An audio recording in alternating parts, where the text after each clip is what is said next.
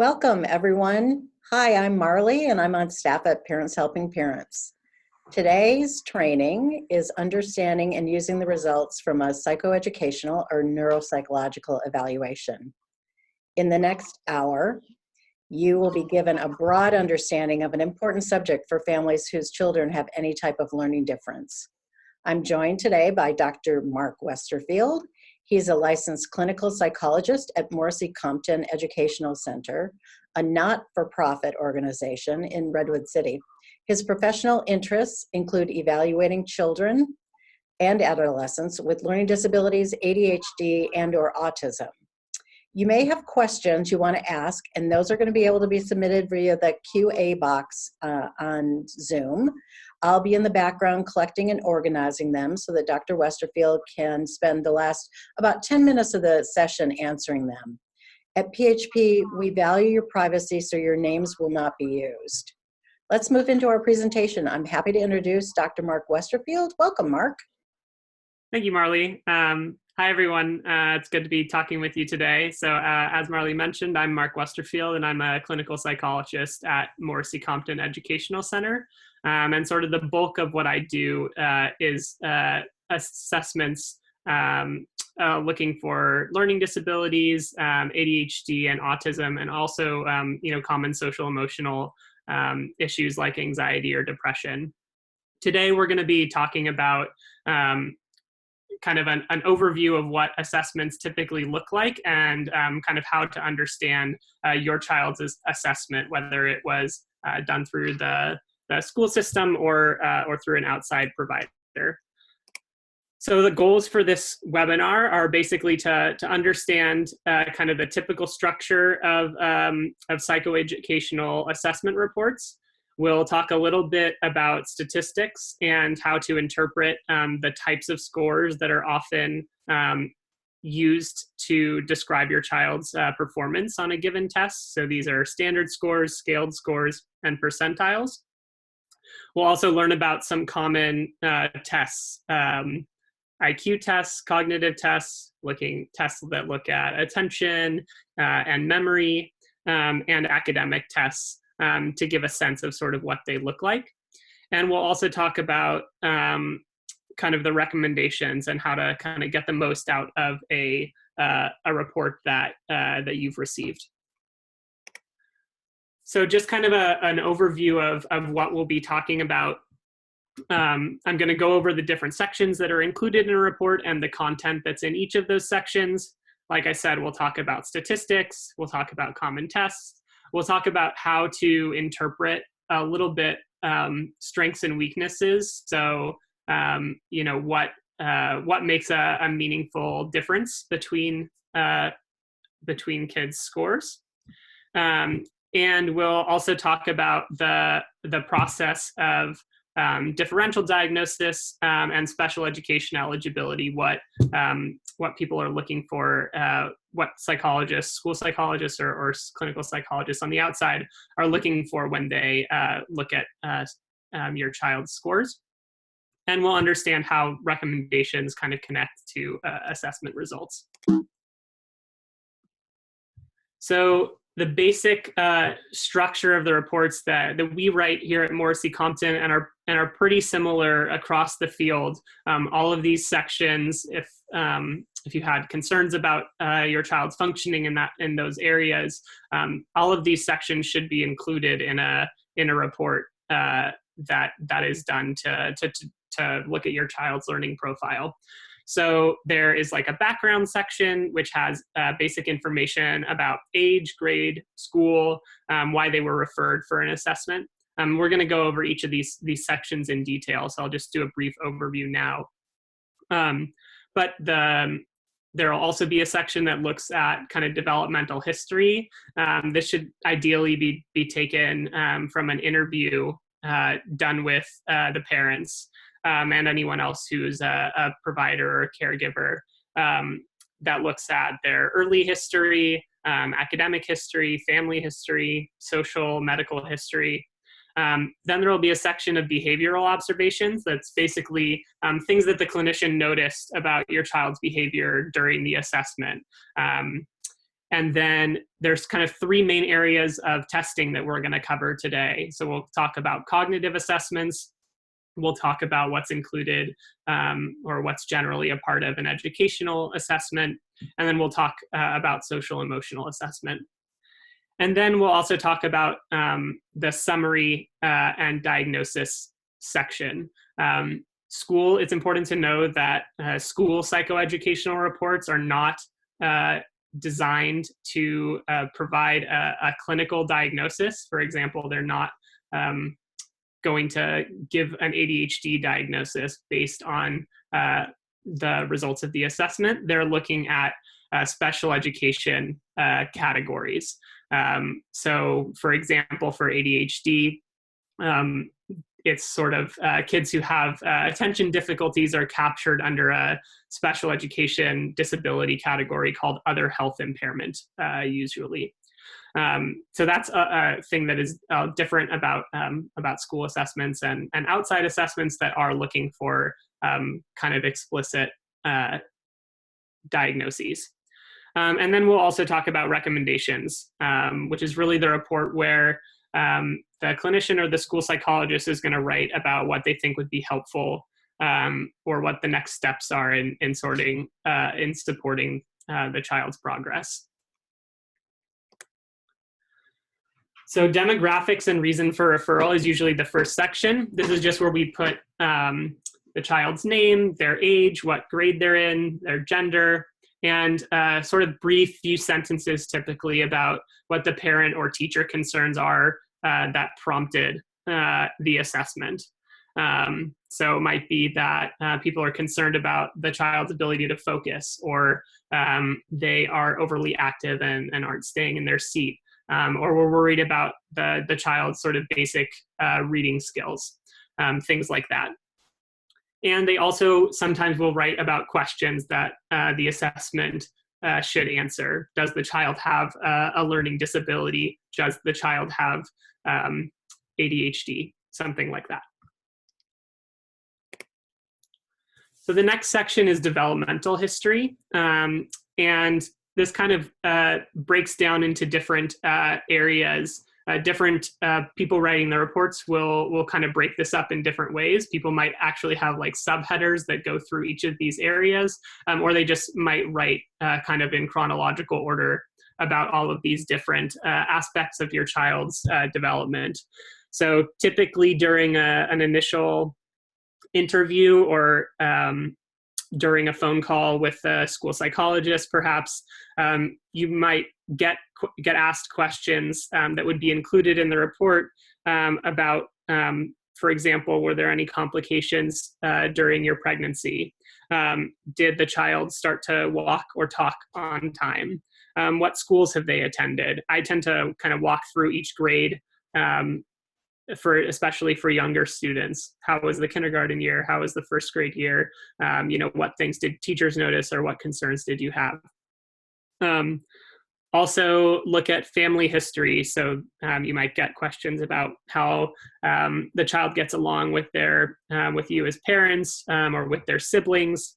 And if there's any family history of academic difficulties, learning disabilities, or mental illnesses. Also important to look at the child's social history, especially depending on the presenting concerns, but questions like, does a child make friends easily? How's their mood from day to day? Do they appear anxious? How's their eye contact? What do they like to do for fun? And what are their strengths? I think this is an important one that is sometimes missed in assessments, and very often, especially as we get older in development, people are navigating towards subjects that they're interested in or things that align with what they do well. And so sometimes, at least for me personally, I think it's important to write strengths-based reports and also to recognize what the child does well and sort of leverage those strengths. So it's important to ask about that also. And then we also, there's also information in this section about medical history, problems with vision or hearing, any history of seizures, any hospitalizations or surgeries that they've had in their life, how's their sleep, or any concerns about eating, things like that. So the next kind of major section of the report is behavioral observations. And in this section, this is really where the clinician or the school psychologist is going to write about what the child looked like during the assessment. Did they connect easily with the examiner? Did they appear to be giving their best effort as we were going through different tasks? Were they fidgety? Did they stand up while they were working? Did they refuse to do some tasks, or were they reluctant to keep working on particular tasks? So things like that. And also kind of the rapport and social skills. Did they make eye contact? Could you have a back and forth conversation with them? Did they feel comfortable in the testing environment? All of these are sort of qualitative things about sort of how the child presented, and rely a fair kind of amount on clinical judgment, because there isn't a sort of like standard score for how the child behaved.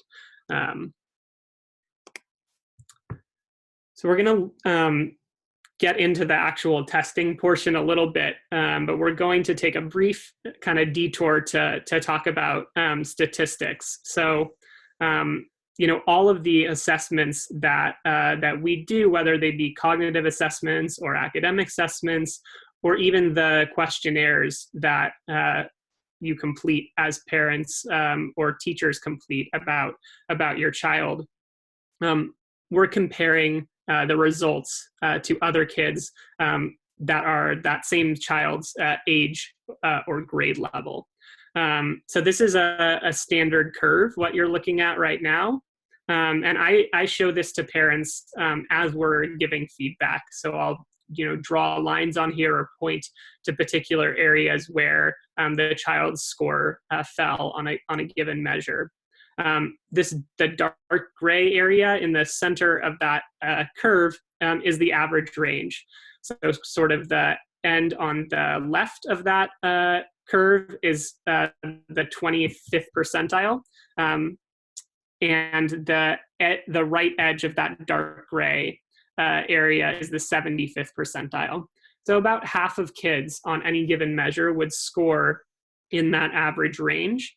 And then about a quarter of kids would score above average, and a quarter of kids would score below average on any given test. It's important to remember that everyone has strengths and weaknesses compared to other kids their age. So it can be easy, I think, to get stuck on one particular score that your child is struggling on. And it's really important to look at kind of all of the scores together. At the end of an assessment, we're going to have given, likely 20 or 30 different tests. And so putting all of that information together is really important. That said, for example, if your child, scores very low at the first percentile on spelling, for example, it would be important that they get some intervention to improve those skills.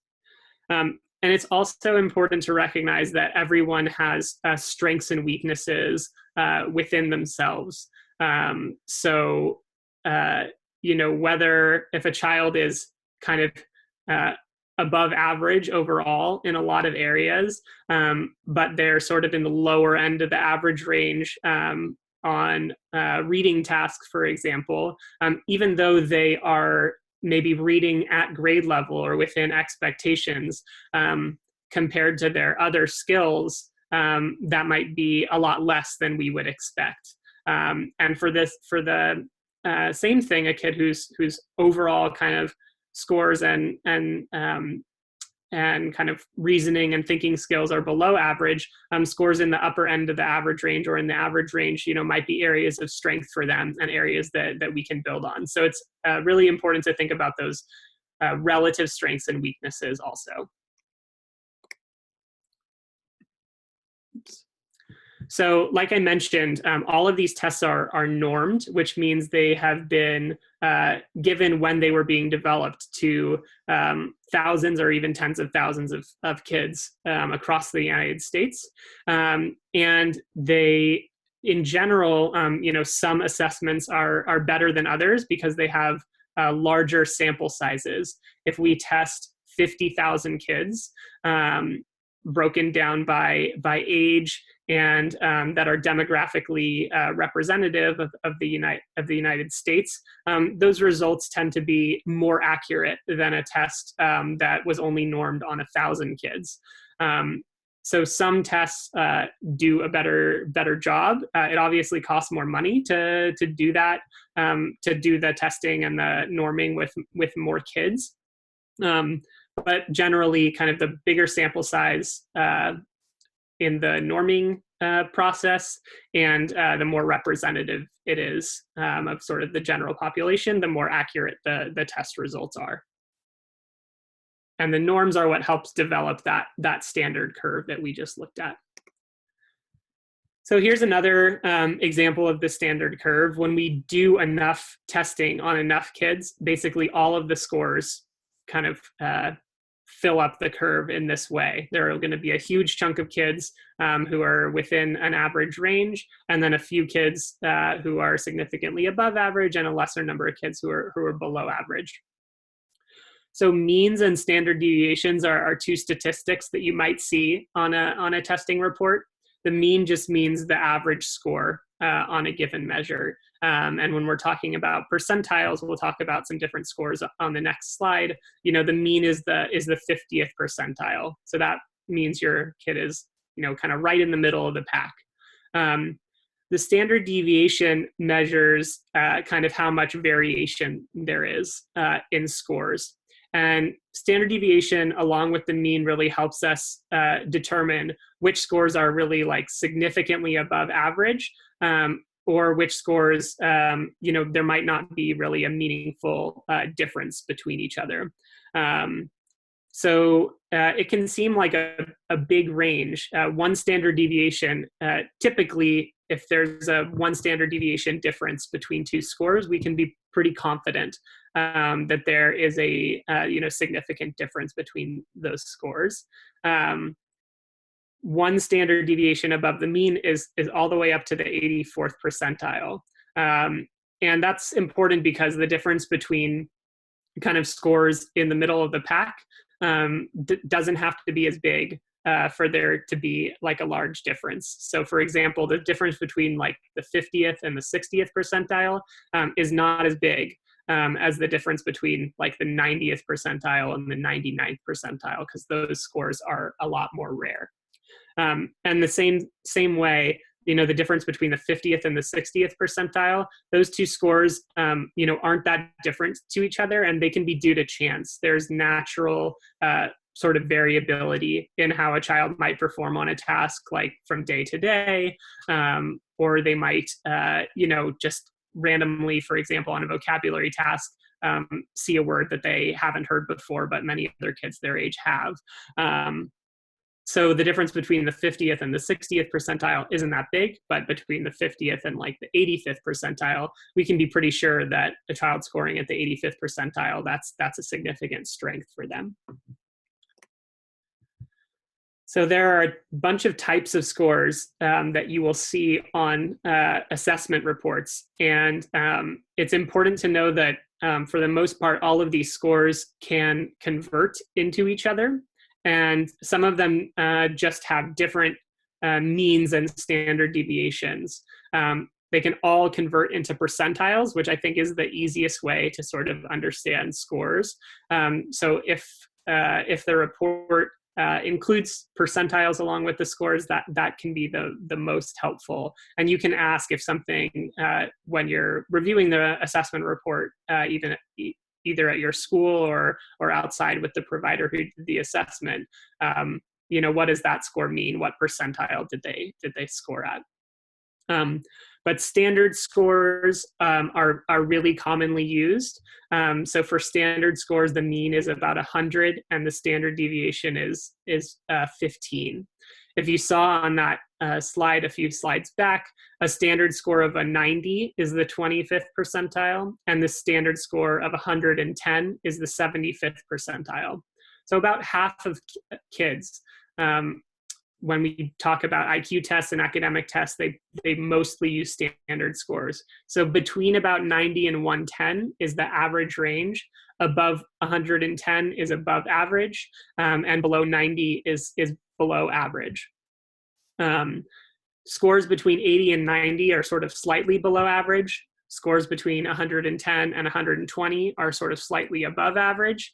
Any scores, areas, especially if we're looking for areas that are challenging, any scores that are sort of below 80, I would say, are kind of significant concern, because that really means they're below like the 10th percentile on a given measure. And so, like I mentioned, each of these scores can convert into each other. A standard score of 115 is one standard deviation above the mean. That converts to a scaled score of 13, or a T score of 60, which is the 84th percentile. T scores are pretty much only used during the questionnaires that you'll fill out.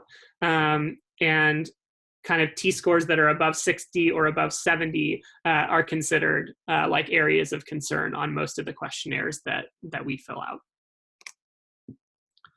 So let's dive into the actual kind of meat of what goes on during an assessment. So the first area we're going to talk about is cognitive assessment. This is often an IQ test. The most common ones that get used are the WISC. It's the most common one that I use, so I'm going to be talking a little bit about that today. It does give an overall IQ score, but it also breaks down into these 5 different areas. And we're going to look at each one, but it's important to understand that oftentimes the full-scale IQ score is not really that helpful of a number. And it's important to look at your child's strengths and weaknesses in each of these areas. And you can think of each of these areas as, and their kind of overall cognitive abilities as sort of their cognitive horsepower, their raw critical thinking, reasoning, processing skills that are needed to be successful in school, but also to make decisions and kind of solve problems in general. So there are many different IQ tests. Some are for different age ranges, but I would say the WISC and the WIPSI is for like preschool and early elementary school kids up to age 6. And the WACE is an IQ test for 16-year-olds and older. Those are sort of the most common ones. The KABC is also a fairly common one that you might see in schools. It's the Kaufman Assessment Battery for Children. And then a few others that are less common. And so in terms of, let's look at what's actually on these tests. So the first area for the WISC is verbal comprehension. And this really looks at, can the child explain how 2 concepts are similar? So how are a painting and a statue alike? And they would have to say, you know, they both are art, or they're both things that people do that are creative. And another subtest in this area looks at just their vocabulary. So it just asks them questions like, what does captain mean? The next area is visual spatial reasoning. So this really looks at, can this child solve these visual puzzles with some blocks, some colored blocks, where they actually have kind of some hands-on manipulatives to work with, and also can they solve puzzles and rotate pieces in their mind. So this picture on the left, they have to choose 3 pieces that go together to make that puzzle on the top. So this looks at sort of their spatial abilities. The next area that we look at is fluid or logical reasoning. This is a lot of the skills that we need to be successful in math, like recognizing patterns and sort of nonverbal problem solving. So for example, this picture on the left, they have to choose from those 5 choices below which one comes next in the pattern. And the picture on the right, they have to pick which one of those choices will balance the scale. That one's a little more complicated than what's on most of the part of the IQ test, but would be an example of kind of a more challenging item or one for older kids. So we also look at working memory, which is a kid's ability to take information in and kind of hold it in their mind. How much information can they store in short-term memory? So one way we do this is by saying a series of numbers, and we ask the child to say the numbers back to us, both in forwards order, and we also do it in backwards order, which is obviously more challenging. And we do similar things with pictures where we say a bunch of words and they're looking at a card that has pictures on it, and then they have to point to the pictures in the order that the examiner said the words. There are other ones where they look at pictures for a few seconds and they have to remember the order of the pictures. But we want to look at both verbal and visual working memory. And then finally, we look at processing speed. And this is just how quickly the child can process information. So some examples of this are, for example, on the left, they have a little key at the top where each number corresponds to a certain symbol. And they're given a few minutes to copy as many of those symbols correctly as they can in the bottom section. And then a similar one that has less motor output, where they're just finding a matching symbol or deciding if there is a matching symbol in each row. There's also similar tasks, processing speed tasks that use letters and numbers, and kids have to find the matching letter or matching numbers. So another piece of cognitive assessment that we are going to be talking about is sort of attention and executive functioning, which is planning and organizational skills, and memory. These sections, I should say, are often not assessed in detail during school psychoeducational assessments. You can ask for them, but it's important that, particularly if your child has some attention issues that might not show up during the cognitive assessment or during academic assessment, it's important that you kind of ask explicitly for these areas to be assessed. We do them pretty regularly on our outside assessments here. And they're pretty crucial for identifying ADHD. And like I kind of mentioned earlier, we're looking for those, we're making those clinical diagnoses, whereas the school is sort of relying on special education categories that are more broad.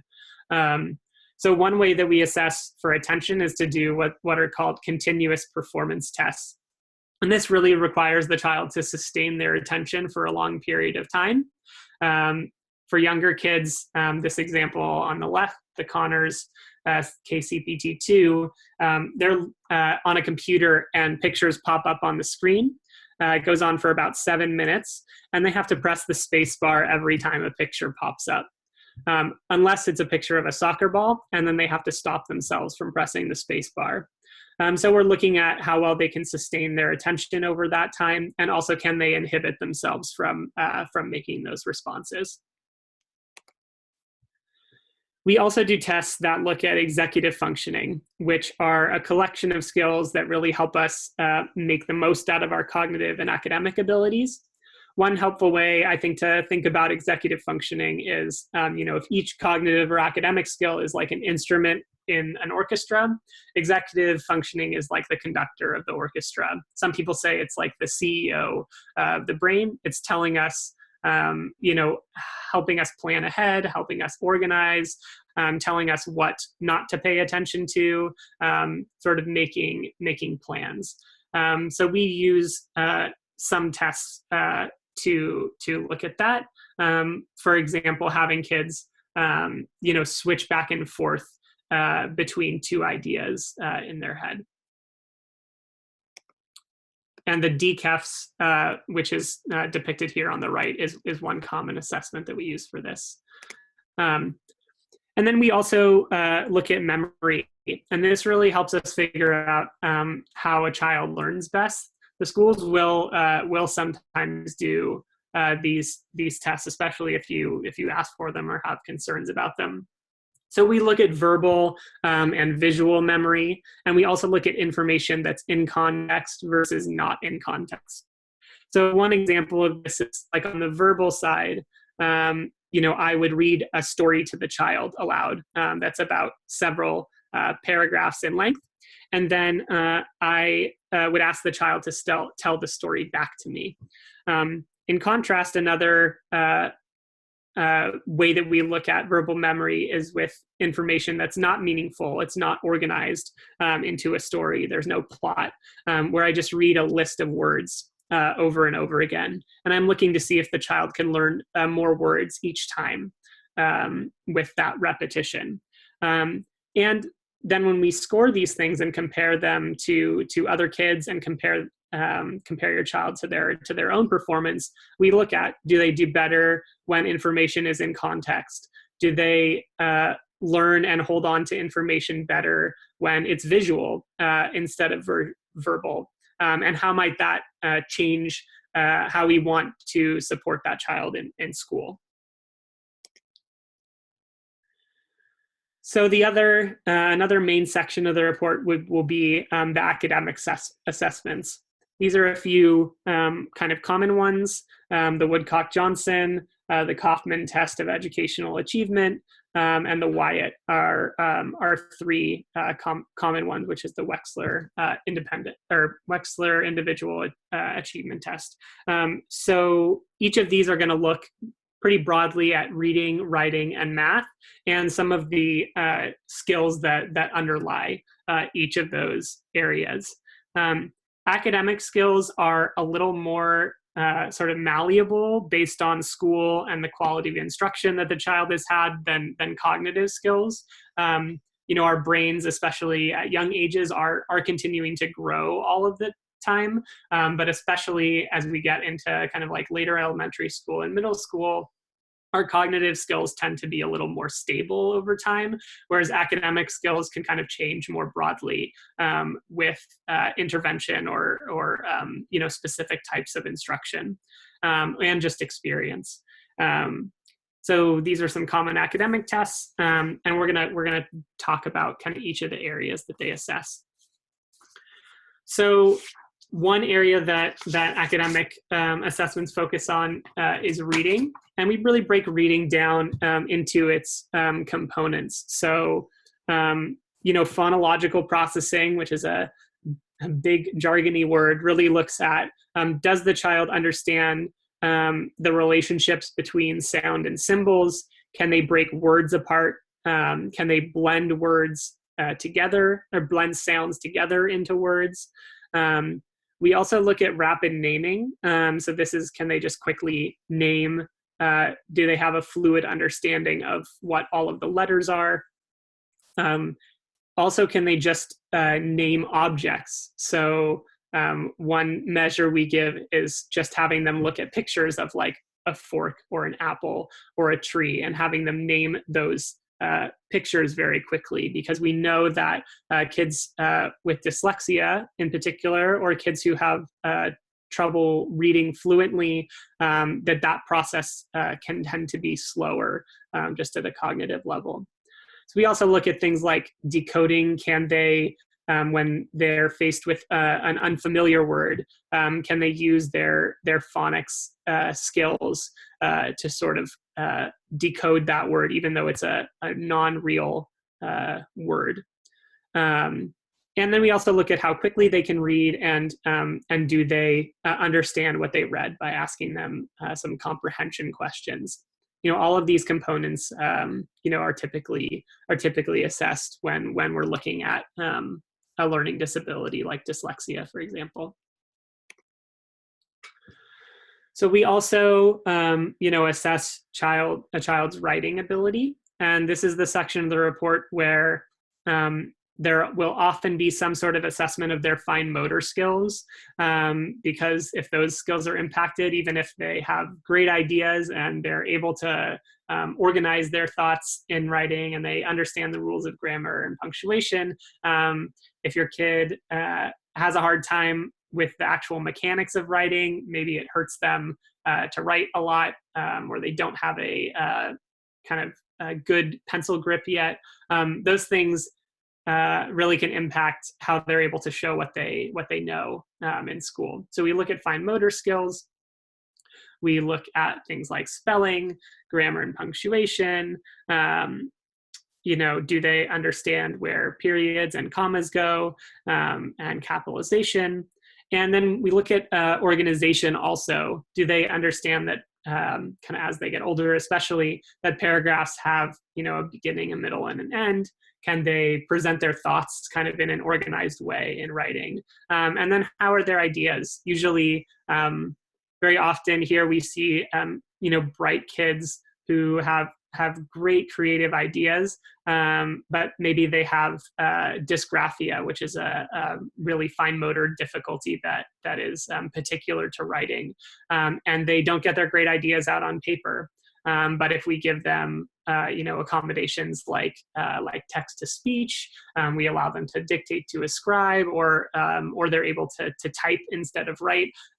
They're able to show their great ideas. So we want to assess all of these areas also. And then there will also be typically a section about math. So math reasoning, calculation usually looks at just sort of typical algorithms, so just adding, subtracting, multiplying, and then sort of fractions and long division, more challenging things as they get older. We also want to look at how quickly kids can bring up and kind of output math facts. So we give them a sheet of addition problems and have them do as many as they can in 1 minute. Same thing with like subtraction or multiplication. And then we also look at sort of number sense for younger kids, especially. Do they understand concepts like bigger and smaller? Do they understand that the numbers like go on a number line? Things like that. So then finally, there should be a section of the report. I would say for any kid, even if it's not what you're concerned about, it's important to sort of screen for social emotional issues, even if you're only worried about a learning disability, because sometimes that can have, having challenges with reading and writing, even for bright kids, can make them feel badly about themselves. And so it's important to screen for those concerns, I think, in any assessment. But a social emotional assessment will typically include parent and teacher in questionnaires. It might include some of the information that you talked about with the psychologist in your initial intake, or during a conversation with the school psychologist when they're asking you some of those developmental history questions. It'll also usually include self-report questionnaires. So those are questions that your child is going to complete about how their mood is from day to day, if there are things that they get nervous about, how they feel like things are going socially and within their family, if they notice concerns about, if they notice problems paying attention in class, or they notice that they like have more energy and are always on the go compared to other kids.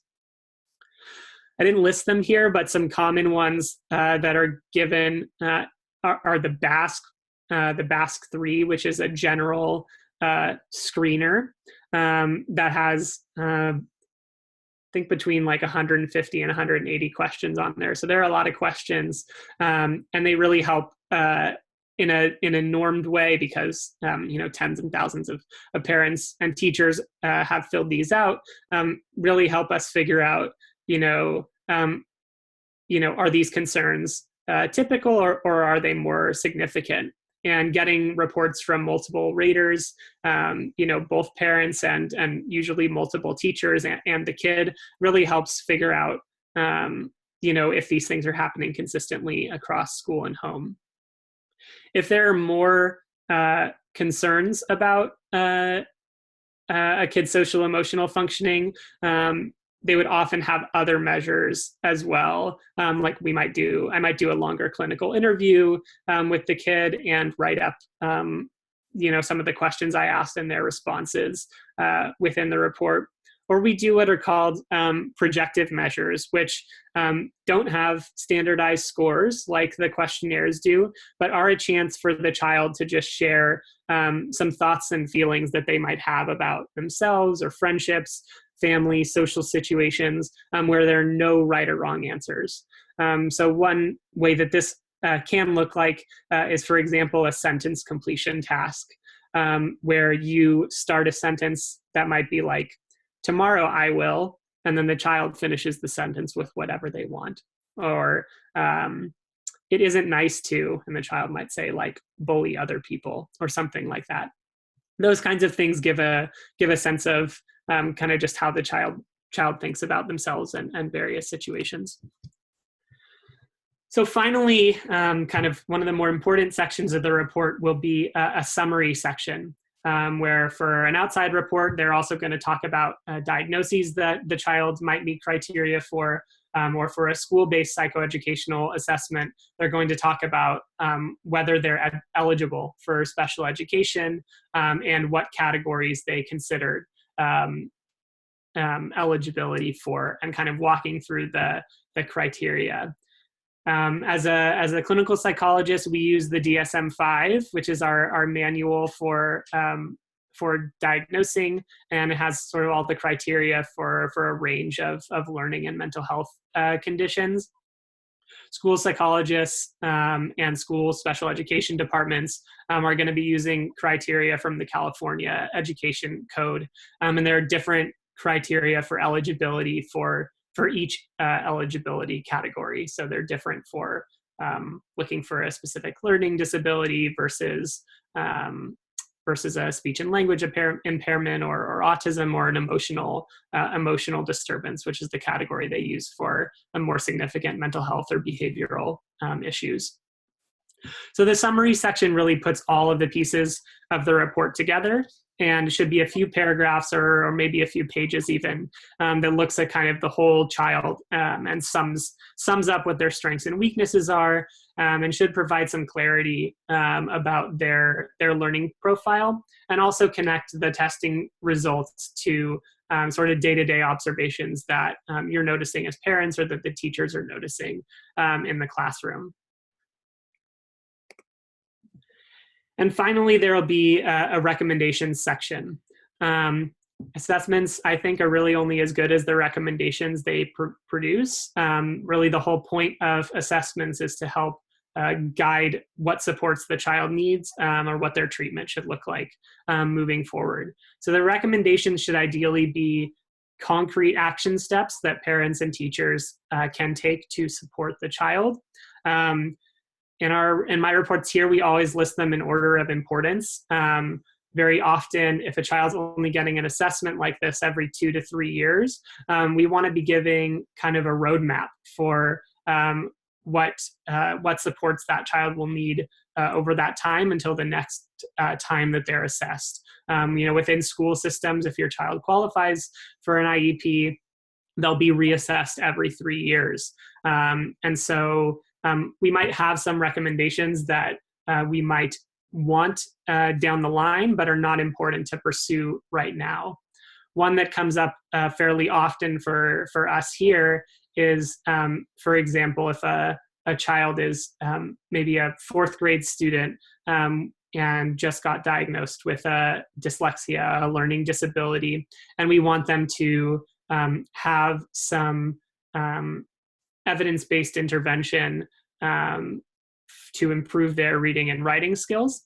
And let's say that child also meets criteria for ADHD, where very often we're recommending that they also have some tutoring, but that's more focused on those like executive functioning and organizational skills. But right now, the priority is really to focus on those reading and writing skills. So we might put a recommendation farther down in the report that they might benefit from some study skills tutoring, or some executive functioning coaching, but that shouldn't happen really until middle school years, and until the reading and writing and dyslexia issues are addressed, and that should be the focus in the meantime. It's important also that in a feedback session where we're going over the results, or at the IEP meeting where you're going over results in school, that you ask the assessor to review the recommendations and ask questions that you might have about those interventions. that's really your chance to make sure that you understand kind of what the priorities should be as far as next steps for supporting your kid. These should also, I think, as I mentioned before, take into account the child's strength, even if they're struggling in one area. That shouldn't stop us from recognizing the areas where they're doing really well and giving them opportunities to be successful and to be recognized, getting a lot of positive praise for the things that they do really well. It's important for any kid to feel like they have areas that they're successful, but especially so for kids who have learning and attention issues that might negatively impact their self-esteem kind of in the long run. So examples of types of recommendations that we might suggest would be like an Orden-Gillingham, which is an evidence-based reading program for children with dyslexia. We might recommend that intervention, at least twice per week by a trained provider. We might also recommend accommodations like extra time, speech to text, access to audiobooks, access to word banks when kids are writing, being allowed to type writing assignments, being able to take tests in a separate room that has less distractions, being able to sit in a preferred seat that's away from distracting peers or closer to the teacher. So we spell all that out in the recommendations. And I really think it's important that those are in writing in the report and also in an IEP if that's the case. For a social emotional thing, we might recommend if a child presented with significant anxiety, we might recommend that they meet with a social worker or a psychologist to have cognitive behavioral therapy on a weekly basis, for example. Recommendations for an outside report, but ones through the schools either, they're kind of a place where you can advocate for services that you think that your kid needs in an IEP meeting or through a 504. And it really is important to kind of follow up on those recommendations and connect to the services that the child might need. So I'm going to not go through this case example, but in talk with Marley, I'd be happy to share the slides from it. But I want to leave the last 10 minutes or so to answer any questions that may have been coming in. And yeah. Great. Okay. Thank you. Wow. Okay. A lot of information at once. I've been through this many, many times, and it's always great to hear because I pick up something new every single time I hear about assessment. So, okay. So here's a couple of just sort of general questions that came in. Yeah. How often should outside testing be done? Yeah. So I would say it depends on the case. Typically, I would say it doesn't need to be more often than every 3 years. It might be longer than that, depending on what's going on. You might not need to have a follow-up assessment if you already feel like you have a good sense of how to support the kid.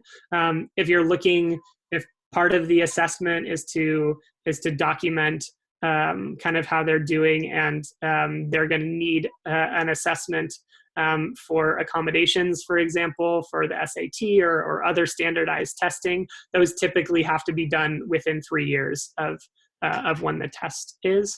So 3 years is sort of the general guideline, and that's how often schools, I would say, reassess as well within the context of IEPs. Sometimes it might be sooner or longer than that, but that's sort of the general guideline. Okay.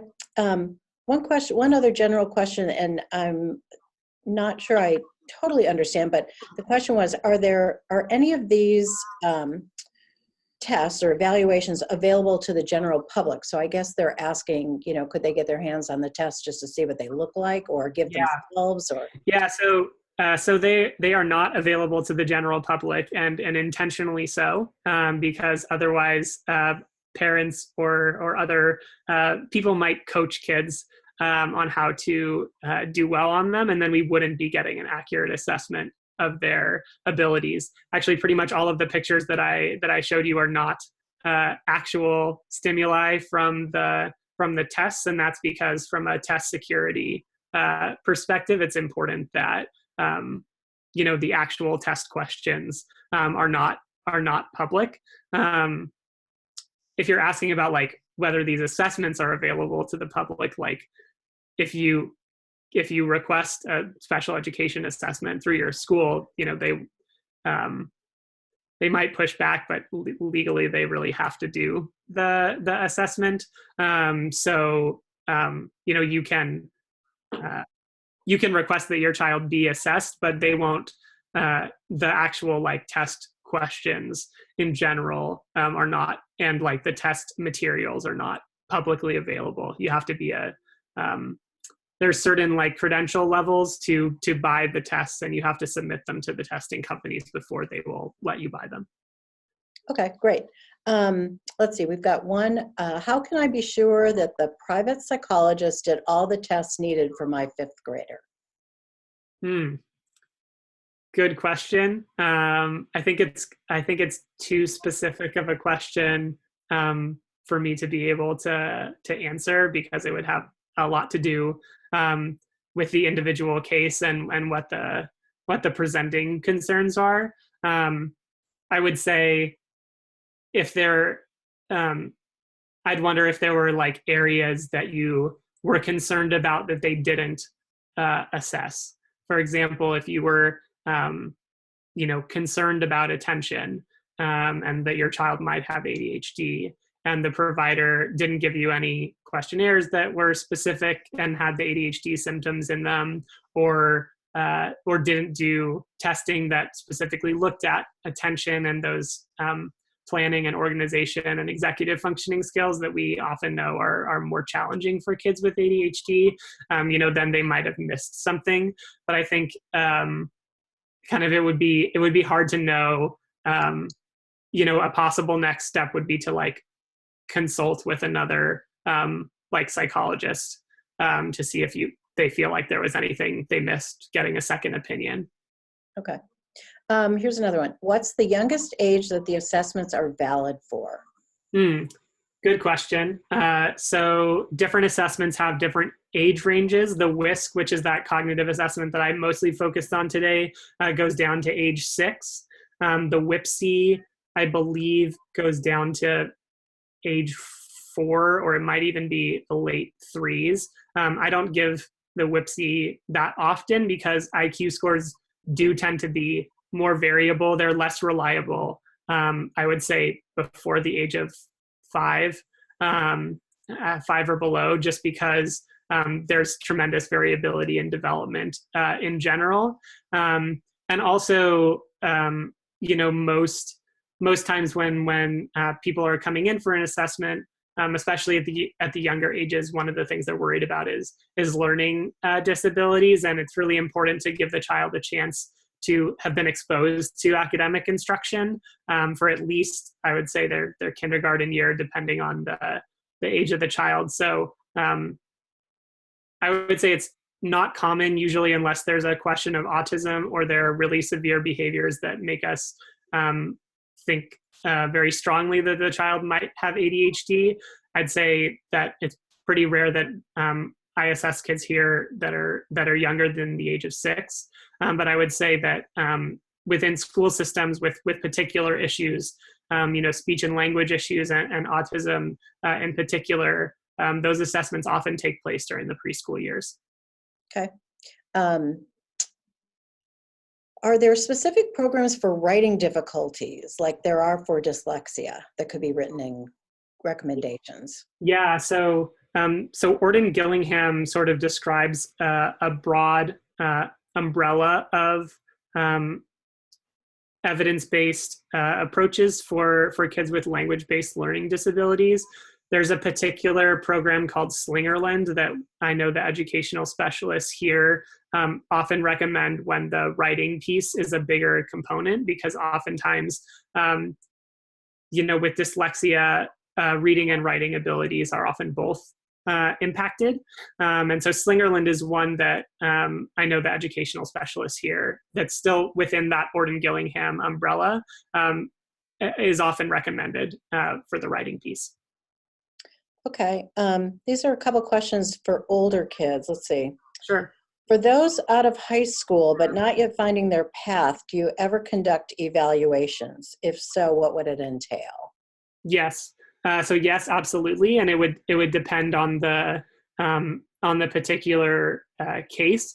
I would say fairly often those cases have a social emotional component to them, or it might be a case where the child has had attention issues kind of throughout their development, and they're wondering if they might have ADHD and have been missed, for example, because they were really bright and were able to compensate, but they always had organizational difficulties and procrastinated.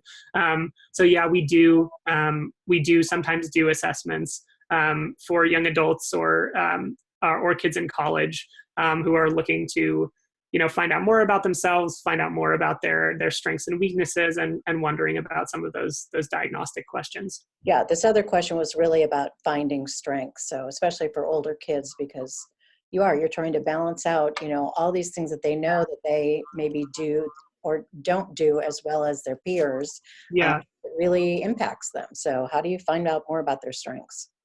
Yeah, so I would say kind of within the context of the evaluation, everyone is going to have strengths and weaknesses across different areas, and so we'd learn about through the context of that evaluation what their cognitive strengths are, and really think about how to leverage those strengths. Part of it's also just done through a clinical interview. So especially as kids get older, they're going to navigate towards areas of study or careers that just interest them, sort of regardless of what their strengths are. Very often they do sort of align with those strengths, and it sort of it makes sense to them.